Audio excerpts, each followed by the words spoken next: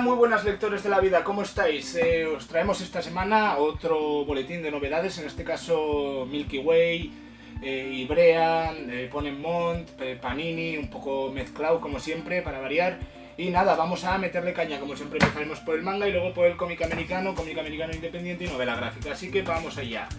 Sorpresa de Ibrea, Another, una serie de 4 tomos que ya sacaron, bastante tétrica, con un toque así muy asesinatos, muy colegio, muy oscura. Sacan el volumen...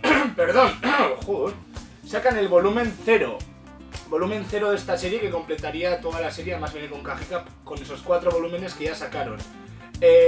Another, el volumen 0 es una precuela para entender cómo llegamos al punto de la historia de Another, de esa chavala misteriosa que le falta con un parche en el ojo, que se ve que comete asesinatos o no, o son accidentes que ocurren cuando ella está cerca. Lo que os digo, es un thriller oscuro en toda regla, con un apartado gráfico bastante curiosón y con muy buen resultado, el guión muy bien hilado. Vemos aquí la portada doble, por cierto, ahí parece que hay 2. Os lo recomiendo totalmente, Another, el volumen 0. Continuamos con una de las novedades de Milky Way Ediciones, que es Beastars, el volumen 1 de Paru Itagaki, serie que creo recordar que van a ser 6 volúmenes, y aquí os lo dejo. Beastars es... comienza con el horrible asesinato de Tem, alpaca que conmociona a los habitantes de la escuela Cherrytown. Un lugar hasta entonces repleto de esperanza, amor y un cierto desasosiego.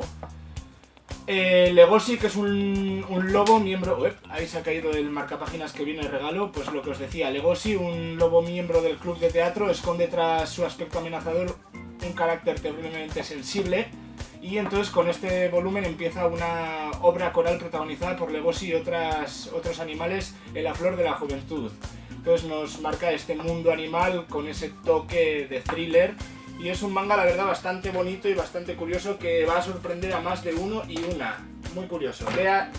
Beastars hace un juego ahí con bestias y con estrellas.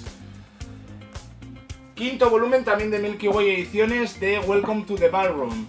En este cómic finaliza la competición y un nuevo mundo se abre ante Tatara, que es uno de los protagonistas.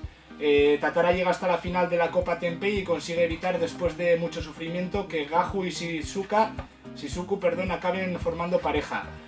Satisfecho y con mucho que hacer todavía, Tatara vuelve a la normalidad. No obstante, el fuego de la competición sigue vivo en él y por alguna razón se siente intranquilo. Comienza con este tomo pues una nueva etapa y una nueva saga de este cómic de bailes de salón. Muy curioso y bastante crudo, aunque no deja de ser bonito. Estos dos serían reposición, pero el que es novedad, que a mí me ha dejado bastante... No sabía que iba a haber un tercer volumen, aunque es tercer volumen y primero. Es de Puedo oír el sol, que sería el primer volumen de la saga Limit. Recordemos el volumen 1 y 2, aquí los tenéis para que veáis un poco las portadas de Puedo oír el sol.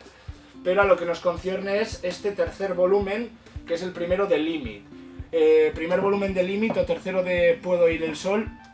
Este manga publicado por Milky Way.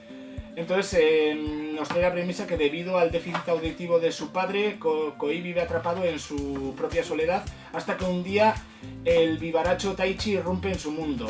La relación entre ambos se vuelve cada vez más estrecha y pronto se dan cuenta de que sus sentimientos van más allá de la simple amistad.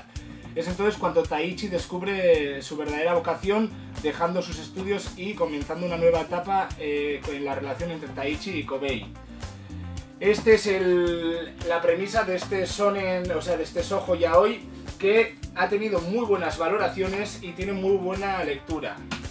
Continuamos con otro quinto volumen, en este caso también de Milky Way Ediciones, de Gangsta. El quinto volumen de Gangsta, como ya os dije, cómics sobre mafias, drogas, superpoderes, un shonen en toda regla con unos toquecicos bastante tirando a seinen en lo que es lo explícito de las imágenes. Y en este cómic los Destroyers, un grupo de cazadores, se mofan... se vuelve a caer el marcapáginas. Se mofan de todo lo que se arrastra por el suelo, juegan con ellos y finalmente los masacran. Sin apenas darles tiempo para sobreponerse a la muerte de sus compatriotas, se infiltran en su siguiente objetivo, que en este caso es el gremio Paul Klee. Las vicisitudes del destino dan inicio a un contraataque de los que siguen vivos y esta es una entrega llena de pérdidas, juramentos y discordia ensordecedora. Continúa esta saga de gangsta, cómic de batallas peleas entre grupos, digamos. Novedad también de Milky Way Ediciones, la música de acero de Mizu Sahara, no sé si se escribe como Sahara. Y este no puedo decir mucho porque desentriparía bastante, pero bueno, la pregunta que plantea este cómic es cómo debe ser ese alguien capaz de cambiarle la vida a otra persona. Cómic muy bonito por lo que he visto y muy tierno, lo que os digo. Primer volumen de la música de acero, nada más que decir. Segundo volumen de Crawler of the Sea o La Cuna del Mar. Este cómic que ha sacado Milky Way también, sobre una búsqueda de una chavala y su hermano pequeño que se infiltran en un barco para buscar, quiero recordar, que a su padre. Entonces le ocurren idas y venidas, ella se tiene que cortar el pelo para que no parezca una mujer, etc. Un cómic, la verdad, que lo que es el apartado naval muy bien dibujado, el apartado gráfico de los barcos, y un cómic con un toque histórico bastante curioso.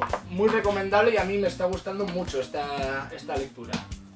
Novedad de ECC Ediciones, Adam y Eve, un poco como Adán y Eva, el volumen 1, con este toque muy manga antiguo, muy Kazue Koike, es de esa época, como Crying Freeman. Nos llega este manga que el primer volumen se desarrolla todo en una sola habitación. Una intención asesina invisible va llegando lentamente. Con el propósito de reconstruir la decadente sociedad yakuza, varios hombres escogidos que han traspasado las barreras de la organización, empiezan una reunión que debe hacer un yakuza para sobrevivir como tal. Ese es el objetivo de esa reunión. Mientras deliberan, se oyen pasos de dos personas que se acercan sigilosamente y que traen consigo el aroma de la violencia. Lo que os digo, es una habitación donde hay unos yakuzas con una chavala encarcelada y de repente aparece un tío muy raro y empieza a morir gente y solo se ven los zapatos, y la verdad que es bastante violento y bastante curioso y me ha dejado con ganas de más, con ganas de un segundo volumen, porque es un volumen muy completo pero que tampoco te dice nada. Eso es lo bueno, que te deja ahí con ganicas. Otra novedad de ECC Ediciones, Diario de Guerra de la saga de Oftania de Evil, de Carlo Zen, Chika Toho y Shinobu Shinotsuki. Primer volumen de este cómic, que mucho no sé decir sobre él, pero a ver que me chive aquí. Bueno, lo voy a leer literal. Tania de Gurechaf es una muchacha rubia de ojos azules de apenas 10 años que combate como oficial de magia aérea para el ejército imperial. Sin embargo, la joven es en realidad la reencarnación de un asalariado japonés de ateo del siglo XXI que se dedica a realizar su trabajo de la forma más cruel posible. Cuando este estaba a punto de ser asesinado por uno de sus excompañeros, un ser que afirma ser Dios decidió sentenciarlo a reencarnarse en un mundo en el que la magia se usa en la batalla. Como condena por no creer en él, que letra más pequeñica, la verdad. En vista de la situación, Tania decidió alistarse a la división de magos del Imperio y convertirse en una soldado despiadada cuyo objetivo es alcanzar un alto rango lo más pronto posible para permanecer alejada de los campos de batalla y de esta manera evitar el riesgo de perder la vida. Literal lo que ha puesto. Siento no haber estado más al loro con este manga, pero me ha pillado de sorpresa. Los Suzuki en París, de Jungo Kawakami, de letra blanca, tomo único, donde la familia Hiroya se ve obligada a mudarse a París cuando la empresa donde trabaja su padre le traslada a su filial francesa. Entonces vivir en el extranjero es toda una aventura para esta familia, pero aprender un nuevo idioma y un nuevo modo de entender el mundo no es tan fácil cuando tienes 13 años. Entonces conseguirá Hiroya llevar una vida normal más allá de 9.000 kilómetros de su Tokio natal. Es al final un cómic de migración de Japón hacia París, con ese cambio de cultura colosal, y un cómic que en lo que viene a ser la premisa recuerda bastante a ese tipo de películas de estudio Ghibli, simples en lo que es el argumento inicial, pero con un desarrollo muy potente. Continuamos con el séptimo volumen de Maximum Berserk, donde recopilan 2 volúmenes en uno, un precio muy bueno, la verdad. Séptimo volumen de Berserk, no voy a abrirlo porque haría spoilers, pero un poco para que veáis el apartado gráfico igual del final. No voy a abrirlo, bueno, lo vamos a dejar así. Termina la noche oscura, bueno, la noche oscura del eclipse, donde Griffith consigue ser emperador, y es uno de los cómics más heavies, porque pasan muchas cosas, y termina ese flashback en este cómic. Siempre lo he dicho, una de mis lecturas favoritas, un seinen en toda regla, muy heavy, muy bien dibujado, muy bien hilado el guión, y imprescindible tanto para el mundo, para la gente que os guste el manga, como para no, ambientado en una edad medieval, y, con tecnología medieval, etcétera. Es de las mejores obras. La pena que el autor suele cogerse bastantes licencias de vacaciones. Y luego también de Ibrea el segundo volumen de Made in Abyss, segundo volumen de esta serie de excavadores, que tienen que conseguir minerales tirando platino, o sea, todo el mundo está, excavadores, no exploradores, todo el mundo está descubierto y la única forma de descubrir zonas nuevas es tirar para dentro de la tierra, como lo diríamos sencillo. Un shonen de aventuras con un apartado gráfico muy tierno, pero al mismo tiempo bastante crudo en lo que es la historia. Y esto serían las novedades de manga de esta semana, así que las vamos a retirar y vamos a pasar al americano independiente y al europeo y novela gráfica. Dejarme que lo retire por aquí mismo, no se cae. Y empezamos con la Biblia. El pedazo de cómic. Con lo que viene a ser siendo el Infinity War, toda esa gente que me preguntáis de oye, ¿y esto cómo va a seguir? ¿O esto cómo consigue Thanos? ¿O quién es Thanos? ¿Cómo consigue el guantelete del infinito? Todas estas preguntas, bueno, hay que decir que, como ya venimos presentando en boletines anteriores, la saga del infinito fue creada por Jim Starlin y el personaje también fue un Darkseid de la Marvel. Y nos traen este tochazo, que ya estaba editado, lo hemos traído de fondo. Y aquí lo tenéis, es la saga de Thanos completa, con ese dibujo clásico de Jim Starlin. Y es la primera aparición de Adam Warlock, la primera aparición de Thanos, los Vengadores. Este es todo lo que hay, exactamente todo lo que hay del principio de Thanos hasta su derrota. Que luego lo volveremos a ver ya en la saga del infinito con el renacimiento de Thanos, sobre el personaje. No solo traemos la saga de Thanos entera, sino que también, por fin, el prólogo del guantelete del infinito, lo que ocurre antes de que se empiecen a dar los acontecimientos del guantelete del infinito, también por Jim Starlin, aquí lo podéis ver. Es el prólogo de lo que continuaría el renacimiento de Thanos, cómo consigue el guantelete y cómo se van desarrollando los acontecimientos camino hacia el guantelete del infinito. Dos lecturas muy interesantes si os apetece saber más sobre esta saga de Infinity War, Infinity Gauntlet y Thanos.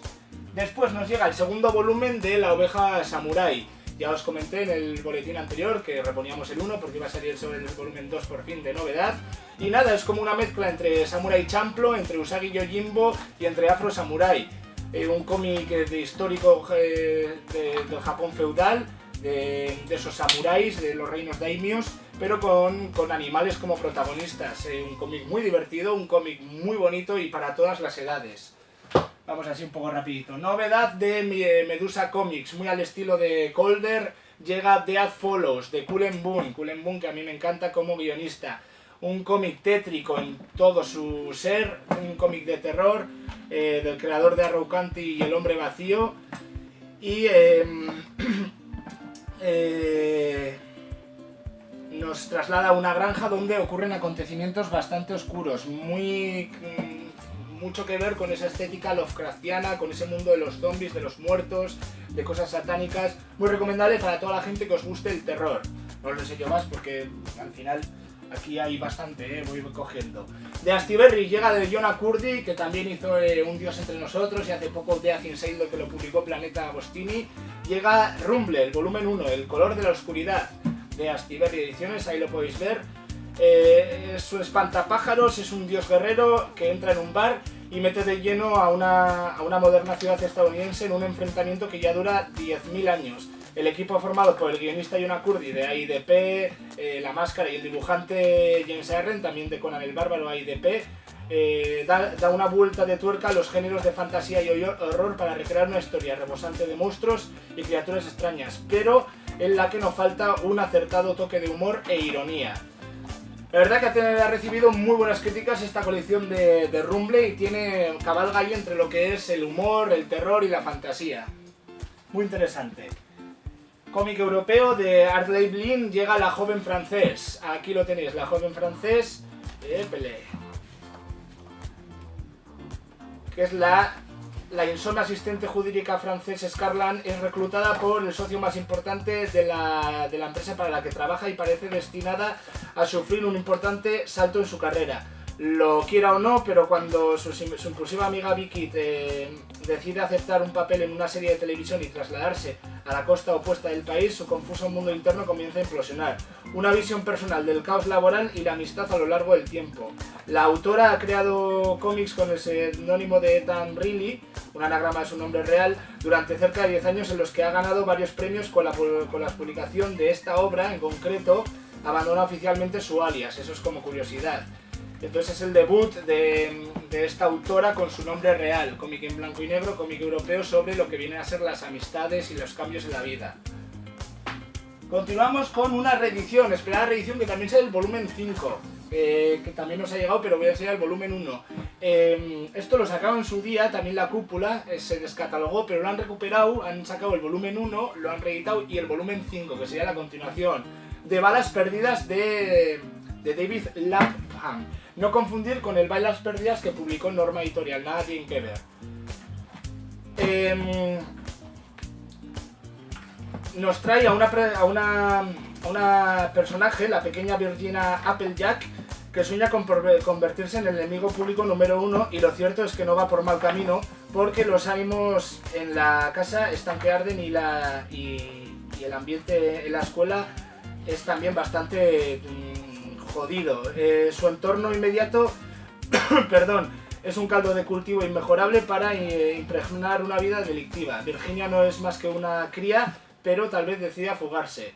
Esa es la premisa de este cómic, que es un thriller en toda regla, muy bien hilado, muy bien hilado, y que es espectacular, la verdad. He oído maravillas de este cómic y tenía ganas de que lo reeditasen para echarle un vistazo.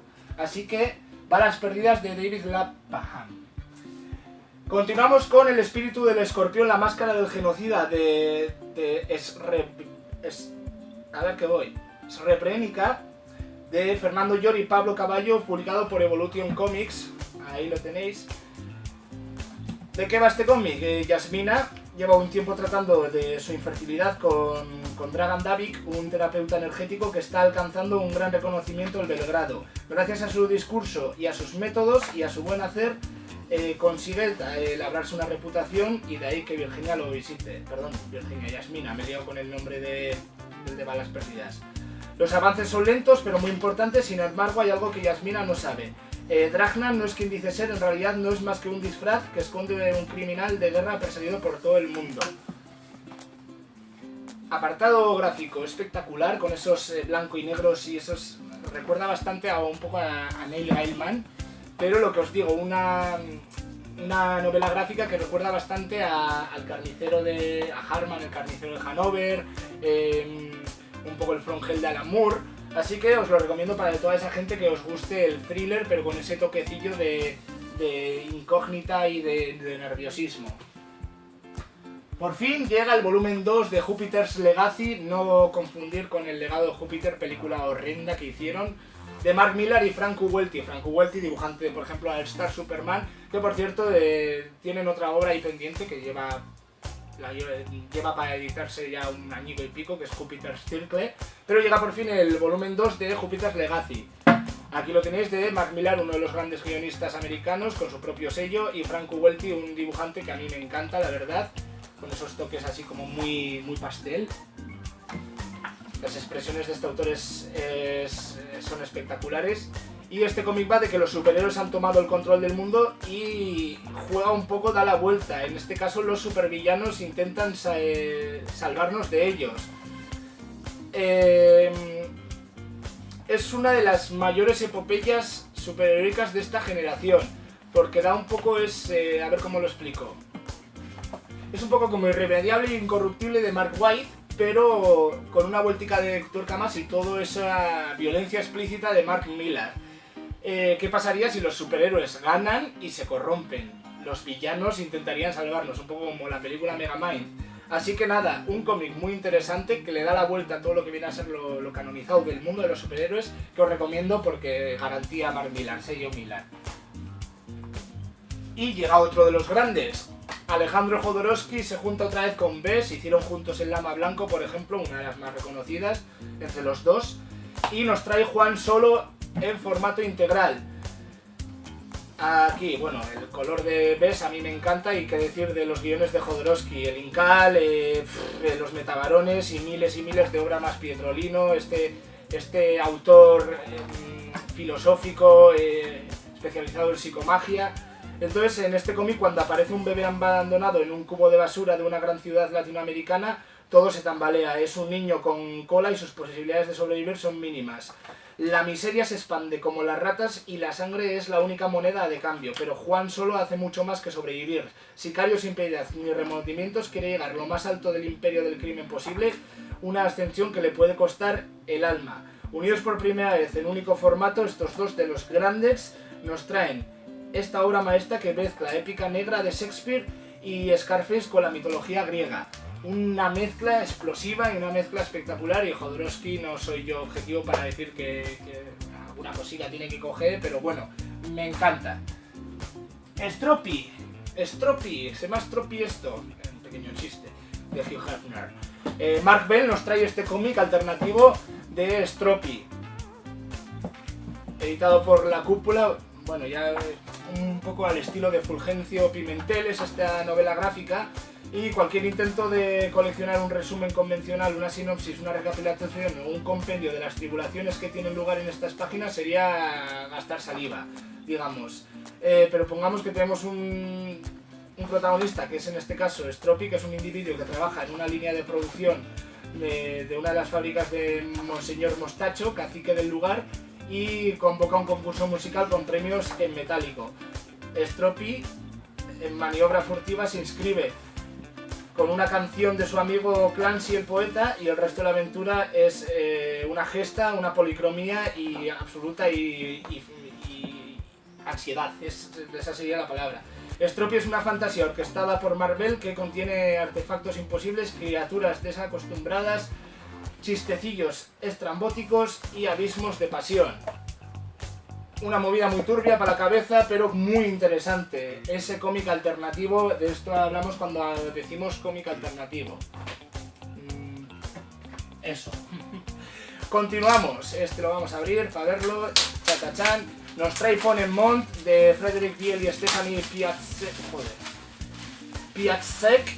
Nos trae este oro, el integral, el oro integral. Podéis imaginaros sobre qué va. Bueno, es una obra de Ponemont.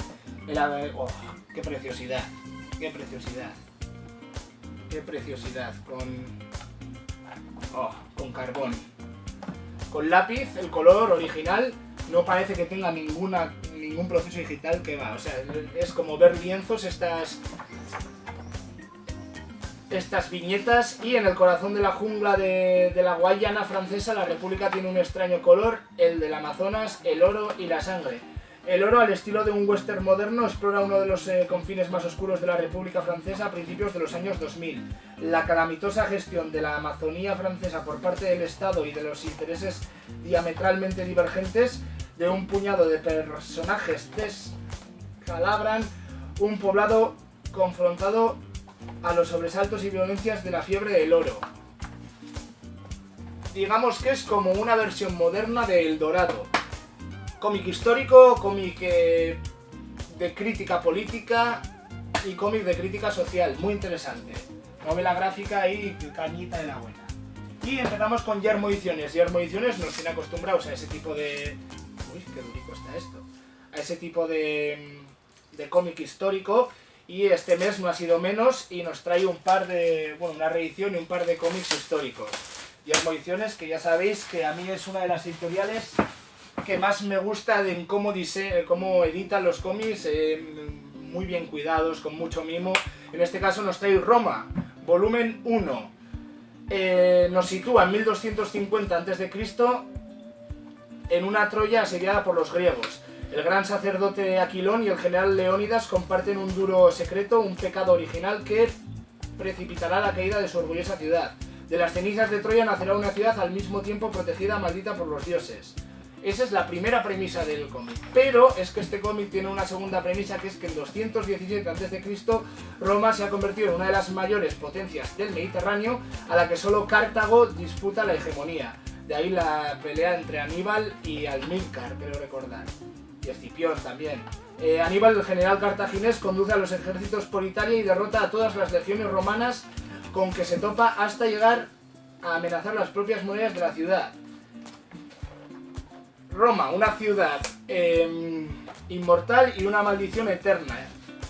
El cómic, no sé si os habéis fijado, viene con bastante contenido extra, donde al final de un capítulo nos van a explicar bastante de dónde vienen la arquitectura, las obras, esculturas, etc.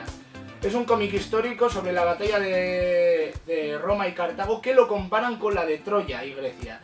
Muy interesante. Ya sabéis, al final Aníbal se cruzó los Pirineos con los elefantes, creo recordar, igual me estoy liando yo, Un cómic muy interesante, un cómic histórico al 100%, así que os lo recomiendo a los que interesen esta época. También de Jodorowsky llega la reedición de Metabarón. Llevaba descatalogado, sin stock un tiempo, y lo que han hecho es reeditarlo. Y qué decir, Metabarón del universo Incal de Jodorowsky, no me entran ni en plano estos. Metabarón del universo Incal de Jodorowsky con Castaka, los Tecnopadres, la casta de los Metabarones, en este caso las armas del Metabarón. Bueno, el dibujo, como veis, es una auténtica pasada, o sea, parece real, parece fotografías reales, muy rollo digital, es un dibujo espectacular, donde durante 6 volúmenes, creo que van publicados hasta la fecha, nos van a contar todos estos secretos de ese personaje que apareció en el Incal, el Metabarón, esa especie de cazarrecompensas religioso. Si os gusta el toque de ciencia ficción, con ese toque cyberpunk y metafísico, el Metabarón es vuestra obra. Y por último, para terminar, ya lo comenté, traíamos el volumen 1 de Leonor, la leyenda negra, porque iba a salir el volumen 2, entonces quisimos reponer el volumen 1. Y vamos a terminar con este cómic histórico sobre una mujer que cambió el mundo. Leonor, la leyenda negra, el volumen 2, también de Yermo Ediciones.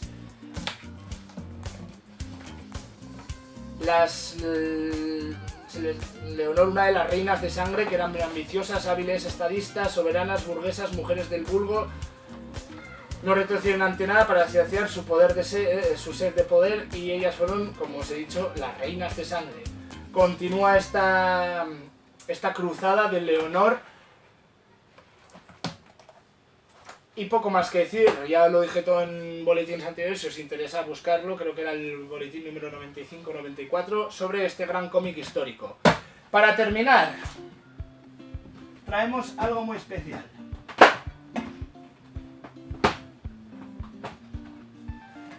El tesoro de Lucio, o Geresi Garaya también en euskera. Aquí os lo dejo. Y cambiamos de plano. Novela gráfica histórica en formato de biopic biográfico sobre Lucio Urtubia. Gran personaje, gran persona y con un montón de sabiduría. Hecho por Velach, que es el seudónimo de Miquel Santos. Que decir que hoy estamos a 29, este vídeo no sé cuándo se subirá, pero se graba hoy 29. Si no tardo en subirlo, igual se sube mañana 30, pues sábado 30 de junio de 11:30 a 1:30 aquí en Dragon Comics podréis adquirir vuestro ejemplar, ya sea en euskera o en castellano, y habrá una presentación, una charla y una sesión de firmas de la mano del autor Miquel Santos o del seudónimo Velach. Así que os invito a venir y despedimos este boletín de novedades con esta joya de novela gráfica. Hasta el siguiente vídeo. Nos vemos en futuros vídeos y gracias por ver este vídeo. Bueno...